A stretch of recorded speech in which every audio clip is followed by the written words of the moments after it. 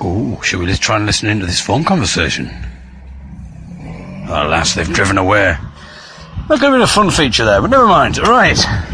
Welcome once more to rural Sheffield. That doesn't sound particularly rural at the moment. Now, the more orally astute of you will be noticing, and maybe even aggrieved, by the fact that there is a lack of a binaural presence in today's blog. And the reason for that is because, unfortunately, when I was plugging in my recording equipment, it just wasn't working. There was too much hiss. Oh, and there's an insect that's just flying. Oh, bloody hell. And then just decided to land on me and had a proper grope with its protuberances. Normally when I go on these walks, I record everything binaurally in three-dimensional sound. But unfortunately, due to either a problem with the microphone's battery or the preamp, that's not going to be happening. And I hope you're not going to switch off. I mean, you know, I'm sorry, David, but if you're only going to give us stereophonic or monophonic sound, then quite frankly, it's not good enough. But hopefully, the fact that I'm about to regale you with tales of my comedic exploits, hopefully that'll keep you going. It's not just about my appearance, it's about the whole thing. My goodness. Oh, it was dramatic. This is one of the gladiatorial nights where performers are given a potential 5 minutes to perform, but audience members are handed red cards. 3 audience members are handed red cards, and if all 3 of those cards go up, then the performer is dismissed. Now, bearing in mind that I had travelled from Sheffield, I wanted to make sure I got there, so I set off reasonably early, and it's a good job I did, because all the trains were delayed. I left my house at 2 o'clock, and I finally got to London just after 6 o'clock. Then I had to get a tube, and then finally get to the Comedy Store. So I arrived at the Comedy Store probably about 6:30. And this is all for 5 minutes, but potentially not even 5 minutes. I mean, potentially I might only make 10 seconds, 20 seconds. Compound this by the fact that I had to get home that night as well. I got the megabus. I was getting the megabus home.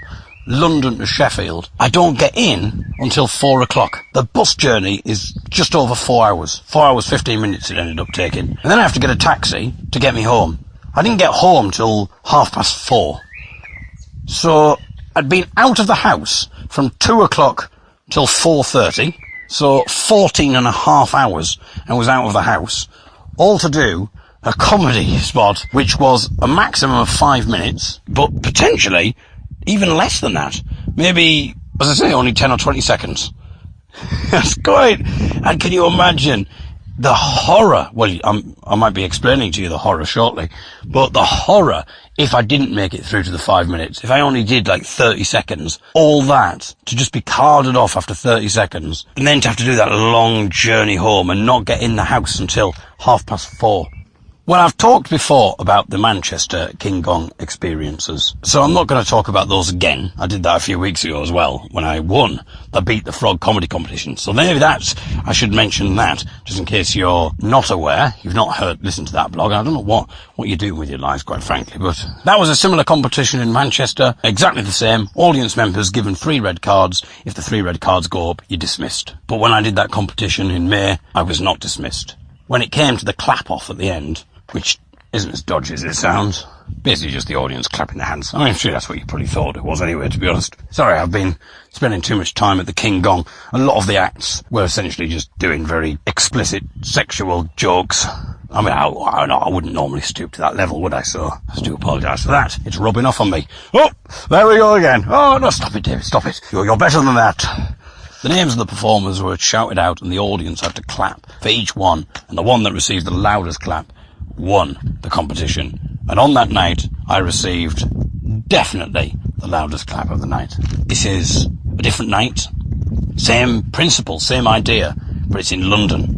Does that mean that the audience are going to be more brutal, even more brutal than the Manchester crowd? Right, well, let's just say there were, I don't know, 300 or 400 people in the room, maybe. This is at London's Comedy Store. It's an iconic comedy club. The prize for winning the King Gong, the prize is to get an open spot at the Comedy Store, which is quite a hallowed position. So I get to the venue, and the staff are absolutely brilliant. They say, oh, we'll put you right at the front. And the only concern that I had about being right at the front was that would the compere think, oh, well, he's obviously game for he's at the front, he's obviously game for a bit of banter there.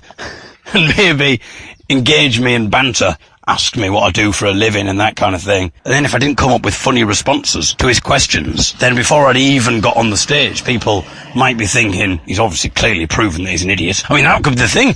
I might not even make 10 seconds. People might have pulled their cards up before I even go on the stage. They might have already made the decision. So I thought that was the one problem, potentially, of being on the front. But then if I wasn't at the front, it would be difficult to get to the stage. I was pretty confident as to where the stage was, so I wouldn't have any problems, like the first time that I did Beat the Frog, where I couldn't find the stage and spent the first minute waving my arms about and and making jokes from the top of the stairs about the fact that I couldn't find the stage.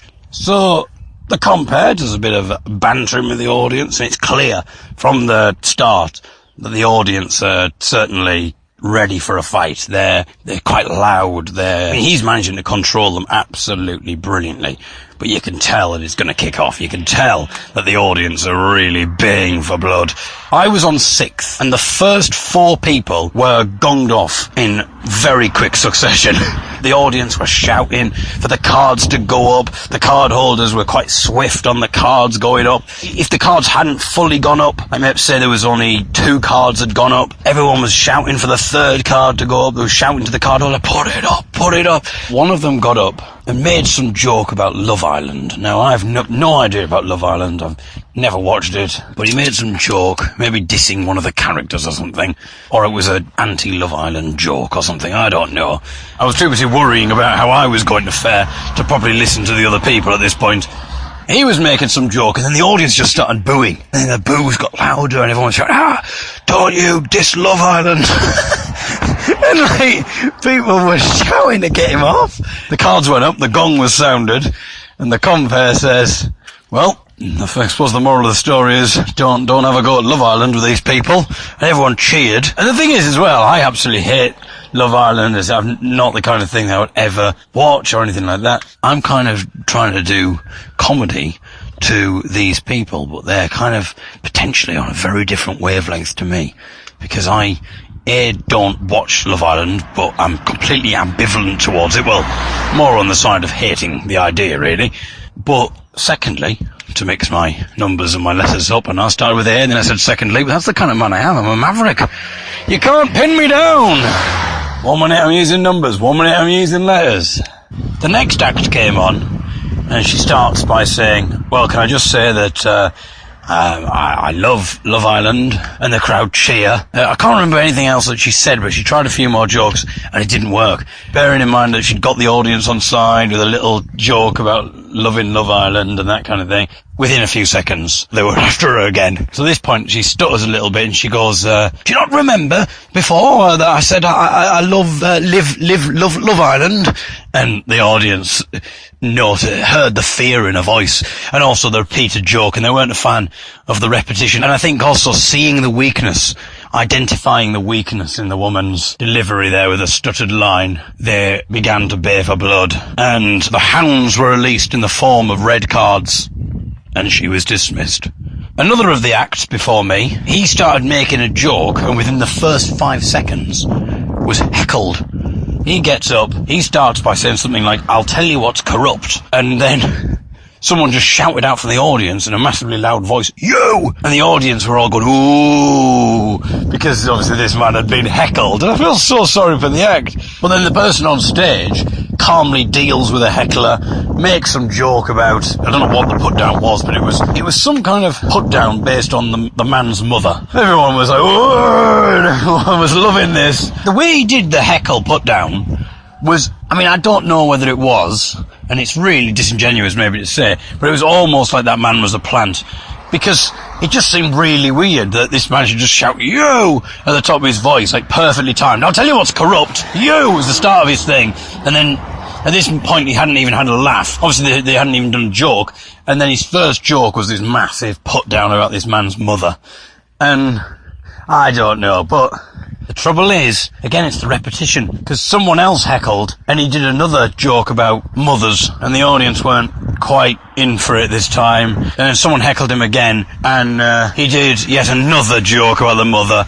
But this was a really weak joke. I mean, I'm not even saying the first one was particularly good, but this was a particularly weak joke. The audience had clearly had enough of it, and I think that the jokes that he was trying as well in between that were kind of mother-based as well. So it was quite weird that the whole thing essentially was him making rather rude and coarse jokes about mothers. And then obviously his heckles were all about mothers as well, and the audience grew restless at the repetition. Well, mum was the word, but it was the word that essentially got him carded off. So then, the person before me got onto the stage, and she made a joke about how brutal the audience were, which the audience seemed to enjoy. And then she launched into her stuff, and she sounded very accomplished, like she'd done this before, and she had an actual routine. And the audience settled down, and she managed to make the 5 minutes. The first 5 minutes of the thing. One before me. So this is the 5th person on, and the first person to make the full 5 minutes. The Hallelujah chorus sounded through the speakers. The crowd cheered, and she was victorious. And then it was my turn. I'd had this idea on the train. I was looking at my spreadsheet. If you didn't listen to the Beat the Frog blogs, I've taken to putting my jokes into a spreadsheet so that I can order them, and then I can put a predicted laughter level, and then when the gig's finished I can put the actual laughter level in there and compare it, and I can obviously move jokes around in the spreadsheet quite easily. While I was looking at my spreadsheet, I was thinking about dropping certain bits, but then I had this idea, like some other jokes came to me. And I thought, brilliant, I can put these in. But it meant sort of restructuring stuff. And I knew it was a bit of a dangerous thing to do. It was a bit of a gamble to suddenly start restructuring the stuff that had worked at Beat the Frog and had got a standing ovation and had won the entire competition, to suddenly start taking bits out and putting new jokes in that I'd never tried. But I was convinced that these jokes would work. I was pretty confident with them. So I put them in. Anyway, so I got on the stage. I was guided on the stage, which I wasn't expecting to be guided onto the stage by the MC. So that kind of changed my introduction, because I had an introduction plan, but I had to acknowledge the guiding almost, because it would have seemed a bit weird if I hadn't. So I made a joke about that, which went down pretty well, because I suppose the audience probably realised it was a little bit of an improvised bit. So I did a few little improvised jokes, and then I launched into the stuff that I'd planned. And it was all going well. I felt like it was going really well. And then it got onto the new material, the stuff I hadn't tried before. I did a bit more of an improvised bit. The new jokes seemed to be going well. And then I heard the Hallelujah chorus. And I'd done it. I'd done it with no heckles. My jokes had gone down really well, and the applause was very fulsome. 6 acts in, and 2 had made it. One of them being me. There might have been another 2 people that got in before the end of the half. It was either 1 person or 2 people, but there must have been about 14, 15 people on. And then, in the interval, one of the organisers came up to congratulate me on the performance, and he said, "So have you got your extra minute prepared for the final?" And I kind of forgot about that. Everyone who survived the 5 minutes, there was a clap off, and then it's whittled down to the last 3. So if there's more than 3, you have to get down to the last 3, and then those 3 people have to do a minute. So depending on how many people got in, I might not have to do a minute, because I might not get the louder clap that means that I register for that minute.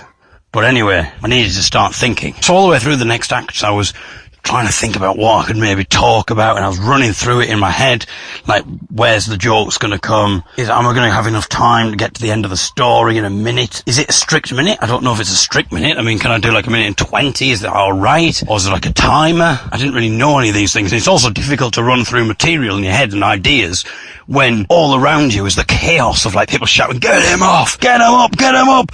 Which is what they were doing throughout the second half, because I think in the entirety of the second half, only 1 person had made it through. So there were like another 14 or 15 acts, and so far only 1 other person had made it through. So there were only 5 people going through out of 32, one of which was me. And there was a couple of... Oh, alright. No, I'm being heckled. It's like the King Gong all over again. I'm trying to do so... Yeah, very good. Maybe this is sheep for "get him off," lambasting me. I don't want to be lambasted. But then, just before the end of the night, someone was introduced onto the stage, and he started to tell this laborious story in this really quiet voice, and everyone was just laughing at him. I don't know what he was talking about. It was some weird abstract thing about, I met this girl and she had loads of slime on her face, and we went into the woods and just started talking about absolutely, I don't know what he was talking about. You couldn't really hear because he was so softly spoken. And the audience were just laughing at him, and some people were shouting, keep the cards down, because they were just enjoying the ridiculousness. And he was called Totty, and everyone was shouting his name, Totty, Totty, mockingly shouting his name. He was just trying to go on, but no one could hear what he was saying. And then there were people in the audience shouting, shh, shh, give him a chance, shut up, and swearing at the people who were shouting, and people who were standing up and shouting at the people who were shouting his name, like, mockingly. And, oh, it was weird. It turned into this crazy thing, and all this noise, and the MC shouting, all right, everyone, all right, calm down. And at this point, I'm getting such a headache, because I haven't really eaten all day. The sound was really loud, and because they sat me right at the front, I was right next to the gong, so every time someone got gonged off, it was like a massive gong in my ear.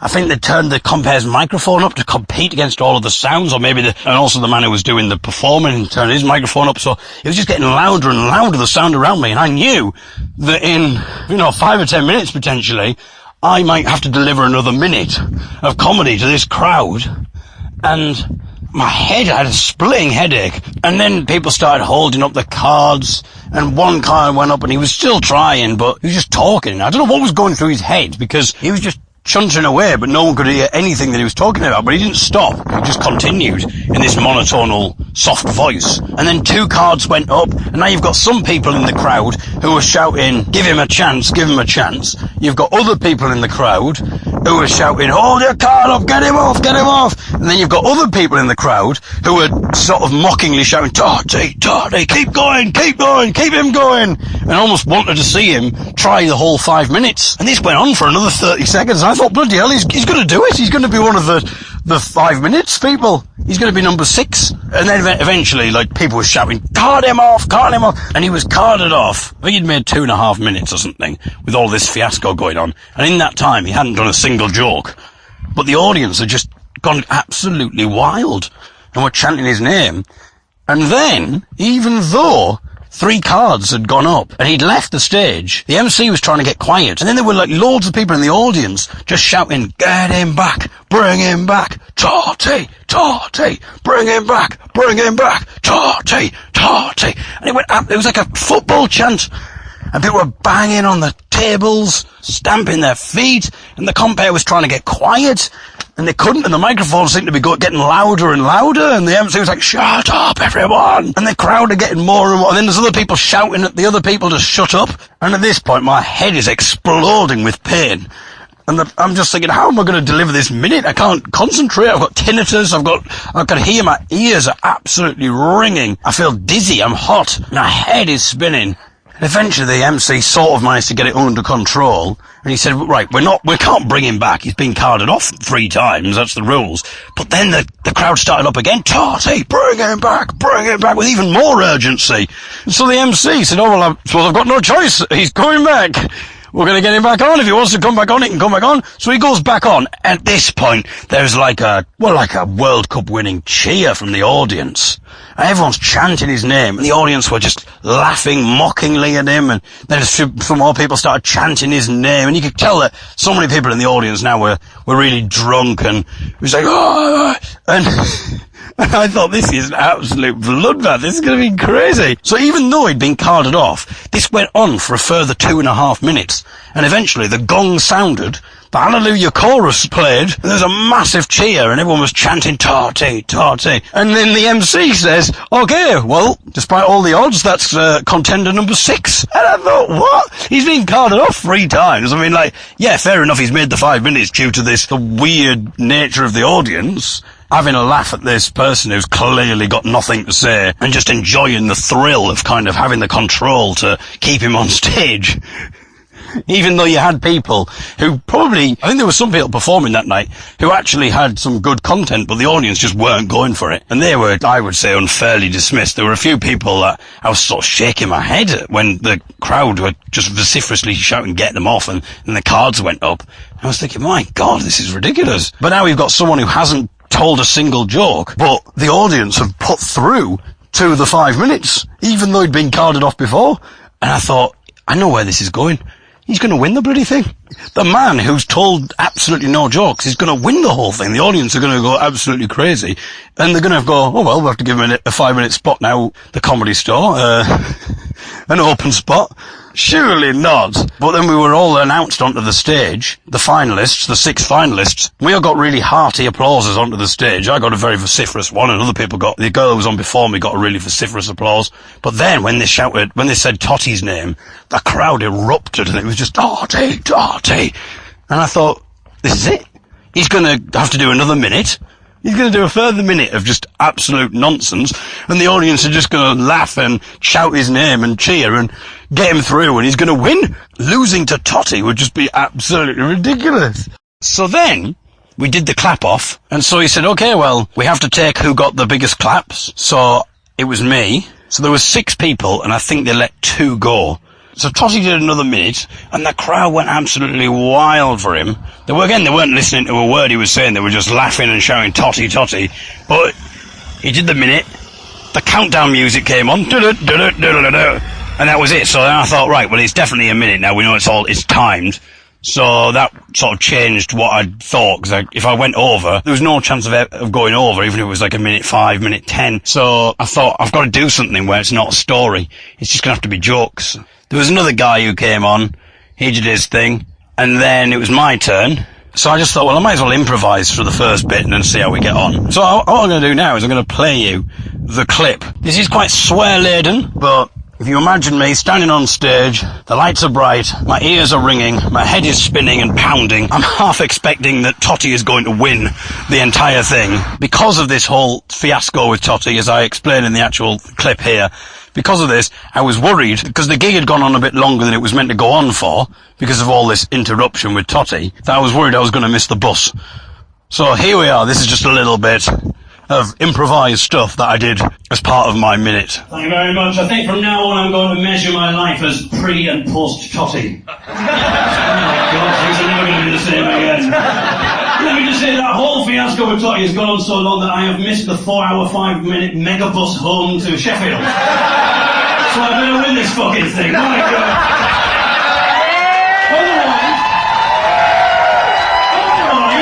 Totty, you are putting me up tonight. And I will require sex. So, anyway, I then did a bit more of my own material that I'd come up with before all this Totty madness happened. And the response was very vociferous. And then the girl who was on before me, it's her turn to do her minute. And in fairness, she really managed to get the crowd on side, quieten them down, and did some material. She got an absolutely massive cheer.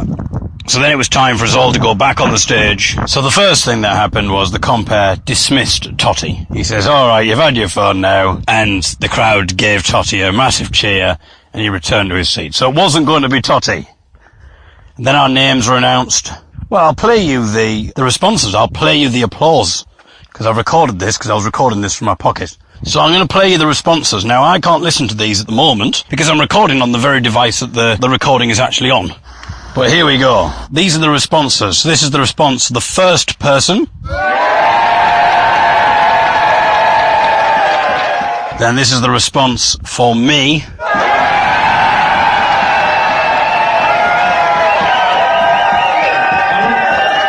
And finally, this is the response from the crowd when the compere shouts the name of the girl who preceded me.